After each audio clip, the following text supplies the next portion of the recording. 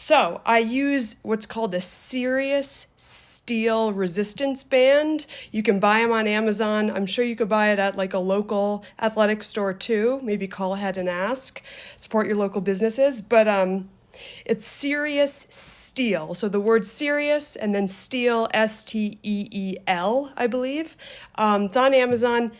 They have a bunch of different colors, so the color dictates the amount of resistance. So I suggest getting the royal blue. I'll also put all of this information up on my personal account, so I'll just put a link to that after this, so you don't have to write all this down if you don't want to. But use this band. It's yay big. It's like, it's kind of big. It's got a decent amount of resistance. All right, and so the mobility drills, we're gonna start with our hip, and I'll show you what I'm doing step by step. So if you have a resistance band, even if it's not this resistance strength, you could still follow along or just watch right now. I think that's it. Let's get started. So you have to secure this or wrap it around a pole, or I'm proving to you you could do it at home if you have something secure like a bed post. Don't drag your bed. I've been in hotel rooms and I've literally like knocked over beds and nightstands trying to hook this up. So make sure whatever you're attaching it to is really sturdy. But what I do, because I do these drills at home, especially now when I can't get to a gym as easily, we're gonna come real close so you know how to wrap it around the pole. All right, bear with me. Take the band, take both sides of it on either side of the pole, whatever it is. Wrap one side through the band just so it's secured onto whatever you're attaching it to. All right, here we go. Are you ready? Oh, someone said they can't hear me. Can other people hear me? Good. I'll speak loudly. All right, so we're doing this hip first, all right? Put your foot through the band, put the band in the crease between your upper thigh and your pelvis, and then you want to create, awesome, you can hear me. You want to create as much tension, and this is a fascial tension, so you're gonna feel like a burn. You want to create as much tension as you can without it being painful, okay? So what I do is I just walk out till I feel more tension in the crease of my hip.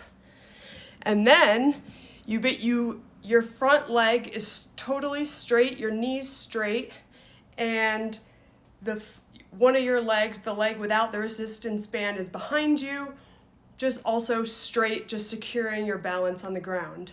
All right, so we do 10 reps of this where you just reach down towards your toe and then come back up, reach down towards your toe and come back up.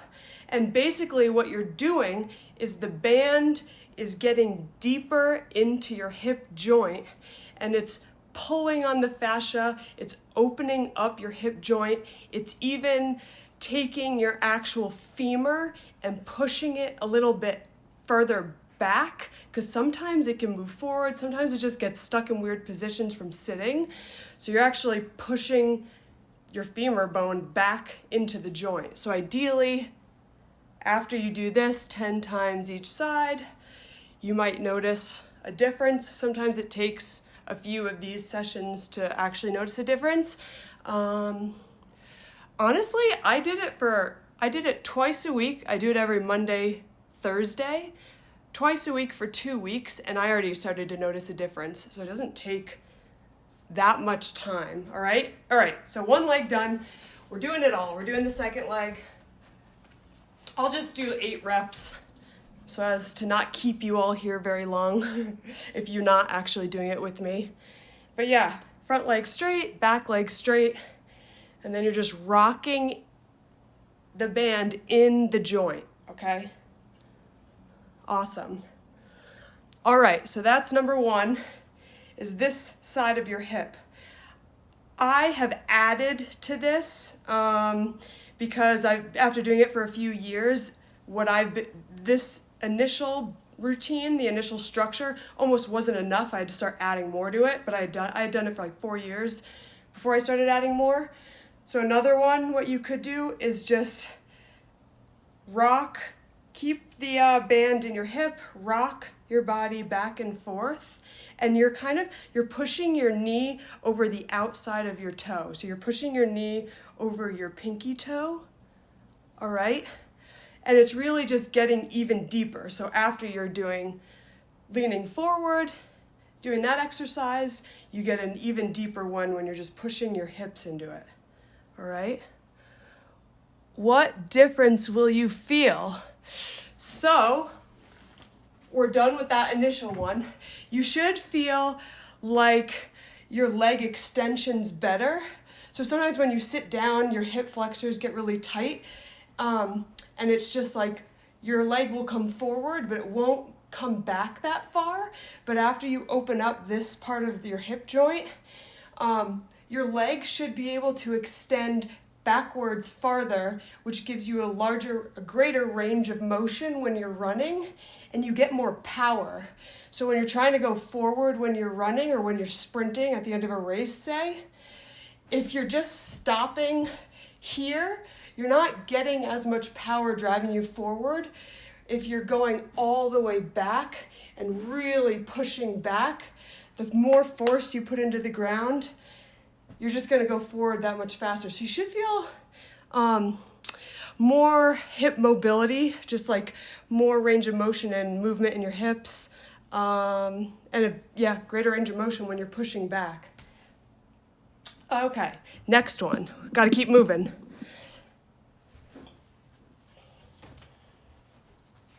This is one of my favorite ones. It incorporates the pigeon stretch. I'm sure a lot of you do this already, just like static stretching after running. Oops. I'm trying to get this to go down towards the ground. All right, hang on. Bear with me. All right, I think you'll be able to see me. All right, so keep the band in your hip crease. We're coming down to the ground in a pigeon stretch. So pigeon stretch, your bottom leg's gonna be ideally at a 90-degree angle. It's really hard to get down that far or to get it exactly at 90 degrees, but try and get at a 90-degree angle and then just gradually try and press your hips into the ground. Let me do it this way. All right, so I'm trying to get my hips a little bit lower to the ground. This one, the first few times I did it, hurt so much I could barely take it. So just ease into this one, and then eventually bring your forearms down to the ground, and you can do like a little bit of a bounce. But it's the same kind of idea where you're opening up your hip joint in a different way, okay? And then you could bounce a little bit. Sometimes I take about 5 deep breaths, and then I come out of it. Here's an extra pro tip with this one. Usually we would just stop. But if your hip joint feels really stuck and it feels like the bone is just like pinched in your joint, this one will help as well. All right, ready? So you get into a plank position, and with the same leg, we're just gonna gently bring your knee forward to your chest and then gently behind you. So just bringing your knee really up towards your chest. You don't have to totally extend your leg back or else the band will fall out of place. But again, you're physically pulling your femur out of the hip joint to create more movement or to create just more space so they're not jammed together, all right? Okay, switch legs, remember. So we're doing pigeon on the other one, all right? So walk forward to create tension, leg down in front of you, ideally 90 degrees. I've been doing this for years. I can't even get down to 90 degrees. So come forward. Maybe this is easier for you to see. All right, and then just slowly just kind of rock back and forth till you can get lower and lower to the ground. And then eventually, it doesn't have to be the first time you do it, but after a couple weeks maybe, you should be starting to get low enough and pressing your hips into the ground, all right? Let's see, what are you all saying? You need a longer band. The Serious Steel Bands. Get it on Amazon or at your local athletic store. All right, cool. All right, after you kind of bounce 10 times, hold it for 10 breaths, whatever works for you. Then come back up. We're gonna do that other hip opening exercise where you're just rocking your leg back and forth. You could feel the band like pulling your femur back. That's a good thing. But of course, like always check if you have really, really mobile hips and you can do splits really easily, and your SI joint feels really loose, or you know that about yourself, maybe talk to a physical therapist or chiropractor or someone that you work with, just to make sure this is good for you, because everyone's a little bit different. All right.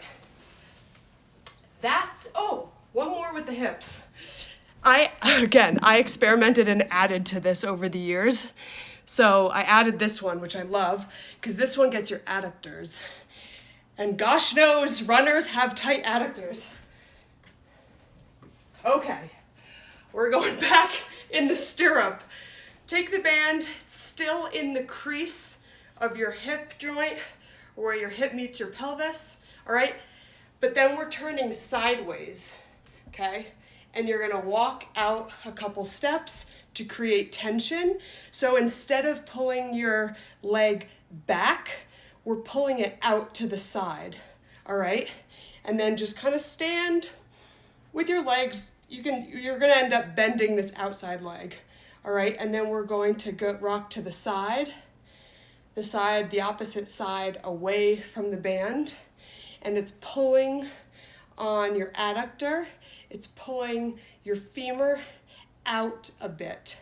Because a lot of times the motion of running gets your adductors, which start all the way up here near your pelvis, go all the way down.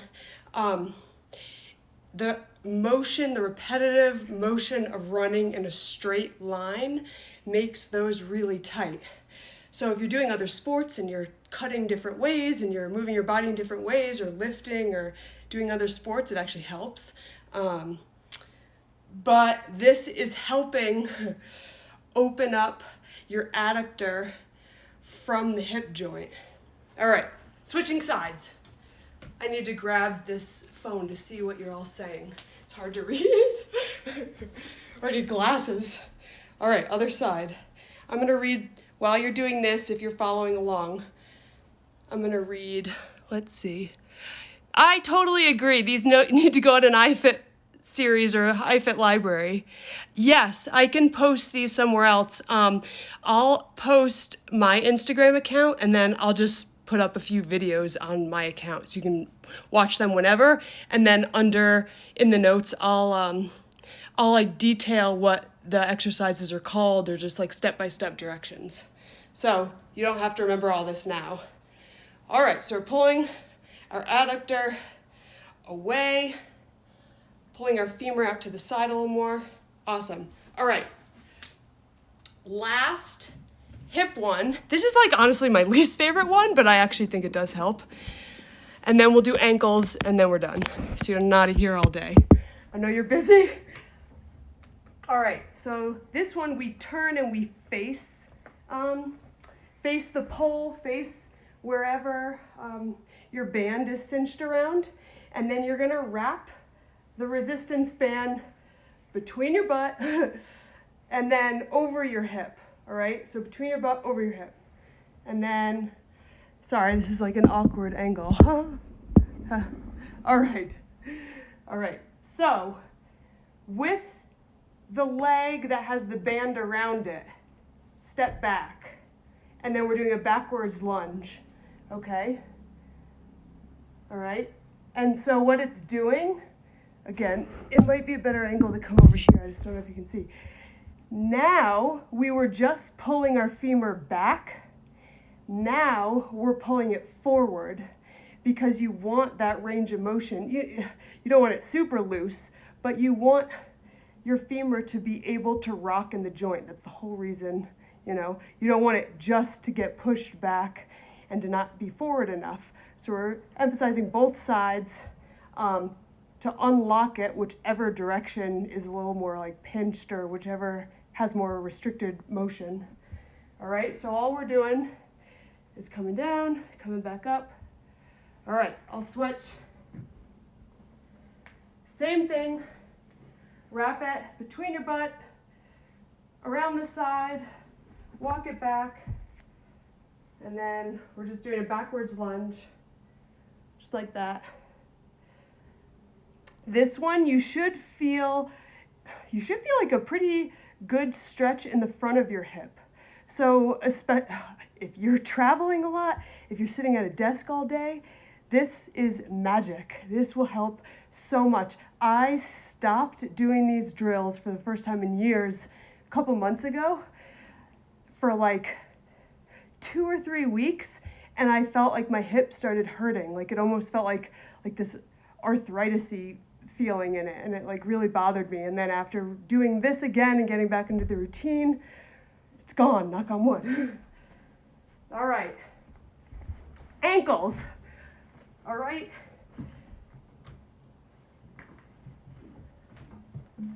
So it's cool, like you see how many different directions we're moving our hips in. And again, I'm explaining this, so it's taking a lot longer, but once you get into a routine and do it a few times, it doesn't take that long, and it's super, super helpful. All right, we're going down to the ground because I'm doing ankles. So same idea, wrap it around a pole, and then we're gonna wrap it around the front of our ankle.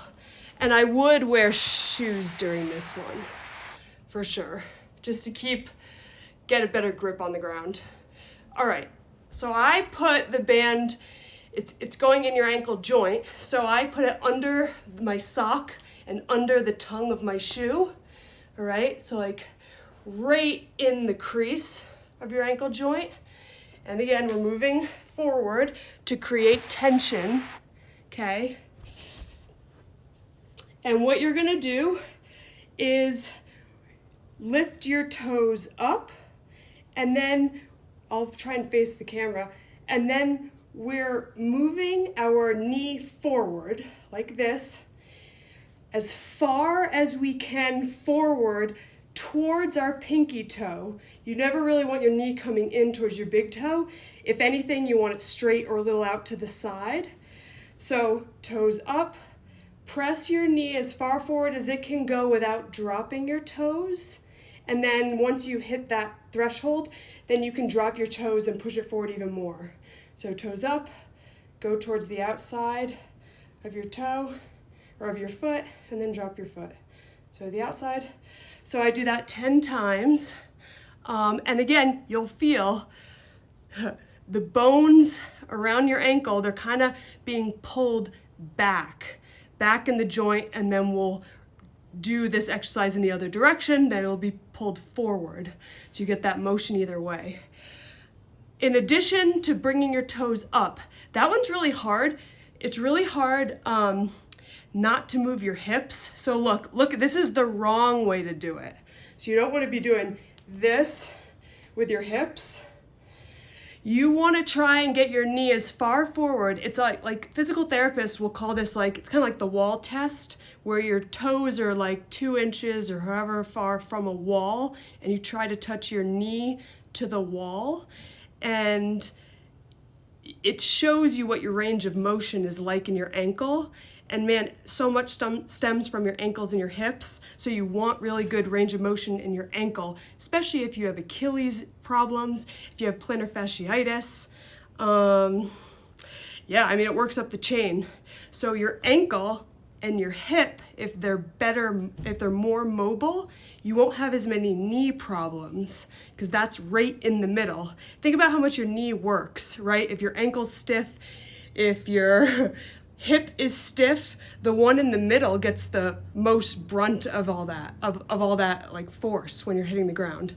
So in addition to this ankle one, right, I do 10 of those, and then I do 10 just rocking back and forth, which would feel easier, all right? So just to get even more ankle mobility, Again, your hips might move a little, try not to move them that much, all right? So as minimal hip movement as possible. Good, okay. We would do the other side. Anything for shin splints? Yeah, I'll show you a couple like massage techniques as well, but the ankle mobility stuff will help. Because think about it, like if this is your foot, this is your ankle, and it's just restricted, like it's not moving fluidly, all of that force when you're stepping on the ground goes straight up into your bones and straight up into your ligaments and your tendons too. But if your ankle moves more fluidly, then there's not as much impact, especially in like one hot spot. It's spread throughout your entire like foot and ankle all the way up into your upper leg.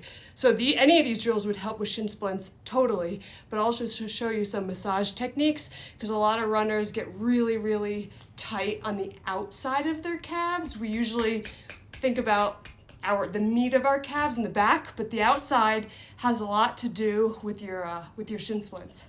All right, almost there. Stay with me. We're doing it. Okay, so what are we doing? Toes up, right? Knee, here I'll face you. Knee is more to the outside, and we're just trying to come down. Try and come forward as far as you can, and then drop your toes, all right? And then, again, I'm not doing all 10, just in case some of you aren't doing this along with me and it's getting long. So, and then after that, just rocking back and forth. I actually have to turn a little bit because I want just the direction where you have your band placed. You want to be directly in front of it. You don't want to turn your foot and have the band be on the side of it because it's not the point. Good. Then, is this one good for soleus? This next one's good for your soleus and your Achilles a little bit. All right, ready? So keep the band in your ankle, turn and face it. Actually, it might be easier if I do this one first. Face wherever you have the resistance band. And then so this one's tricky. You don't want to put the band on your Achilles. You want to put it kind of like between, or like where your Achilles and your soleus meets, right? Which is like right in this area as your calf starts to grow more muscles, right? So right, maybe like like 2 inches above your ankle, the outside of your ankle, if you think of that. Walk back till you feel light to moderate tension. And then again, we're moving our knee forward towards the outside of your toes without rocking the upper body or the hips, okay? So just gently try and get as far forward as you can. A couple things are going on here. Again, the band is pulling the bones that sit in your ankle joint forward when we pulled them back, now we're pushing them forward. We're just really opening up that joint. It's also like stretching out your soleus. So you have to find the resistance that feels good for you. Like it shouldn't hurt, but you want enough tension that it is pulling the fascia apart and helping those muscles like slide better near each other. All right? All right, switch legs. Again, like 2 inches or so, or maybe like a thumb's width above your foot, so it's not sitting on your Achilles. Bring it back, and then gently, 10 times, I say 8 to 10 times, rock back and forth. Awesome. And then again, steer your knee towards your pinky toe, okay? All right, so that is almost all of it, but my physical therapist showed me another one that I love because, again, my ankle joints get super stuck. So, I just fell off the bike, so I'm just watching. Are you okay, Jeanette? Oh no. Take care of yourselves. All right. This next one I love. However, you also need to play with the tension, because a couple times I did this and my ankle was almost like a little sore because I ran right after.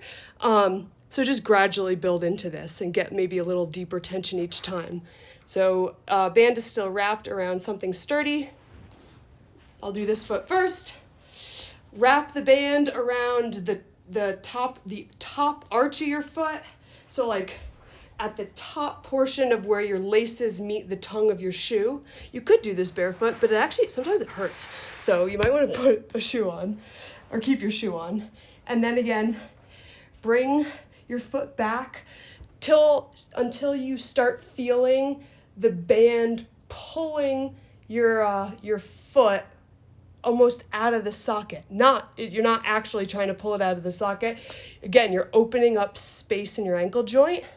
All right, so make some tension that's comfortably kind of like moderate tension, and then you're gonna do these little micro movements where you're pointing your toes forward, bringing them back, pointing your toes forward, bringing them back. My shoe's coming off because my laces aren't tied tight enough. All right, but it's good to move throughout this exercise, okay? And then once you get comfortable with it and you do it a few times, you could pull back and create more tension, all right? But that one's really, really helpful. And that's it.